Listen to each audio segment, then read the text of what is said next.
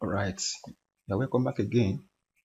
In continuation with our previous class we had regarding unpaired t-test, we saw that the data we were using was able to meet parametric assumptions.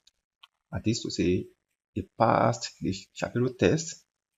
Okay, so you can conduct more other tests like Levin tests and the rest of them more if you like, but I just use that as a basis. It is very important. So what if does not pass the test? Maybe your data does not meet the parameter assumptions. So what do? How do you handle unpaired t-test? So that is when you switch to non-parametric fashion of the same, which is called Mann-Whitney. Mann-Whitney allows you to perform unpaired t-test when your parameter assumption is not met. When it fails Shapiro test, then you can switch to Mann-Whitney test. So let's assume that this is our data now. This same data now this particular one seems to look like the same with like from the first one, but not the same. So this one now failed. Let's copy this first and test using Shapiro first. Right, let's copy. Let me just paste here.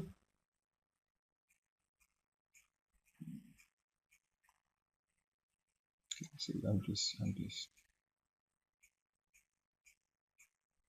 Let's just run this. So you can see P param is 0.01, which means is significant, which means it failed Shapiro test. Even Monte Carlo, it failed Monte Carlo also. So and even Anderson. All right, I mean it failed Anderson. All right, and Monte Carlo. So it means that it cannot be. It does not meet parametric assumption. So what do? You switch to non-parametric assumption, parametric test rather, which is a Mann-Whitney. Mann-Whitney is equivalent test for unpaired t-test when parametric assumption is not met. All right, that is alternative to unpaired t-test. All right, so how do we perform this? Very simple. Let me just clear off this thing. We bring you can see the data has been arranged as usual for past applications. Okay, I just take the woman, I put it under it. Take the man, okay, I put under it. So that is how past and do it. So just copy this and take it to past. So as usual, so you just paste here. All right. So we select the two columns together. So we go to invariant, go to two samples, click here, then click on Mann-Whitney. This Mann-Whitney here, right? So this Mann-Whitney will help you to compute it. You can see your answer is here under here, right? If you want maybe effect size, if you want to, you can do that. This effect size is large, 0.75, but you don't need that for now. So we just need the result basically. So your U is 225, while your Z is 3.31, yeah, and your P equal to 0.0009. All right, so that which is significant.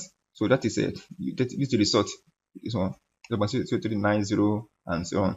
This is Monte Carlo permutations. Okay, so this is just the result. Okay, Z is this. Okay, U is this, and your P value is 0.00903. So this is just your result you want. This total number of your man and woman, and this is a mean rank, because it's Monte Carlo. I mean, we have to use ranking.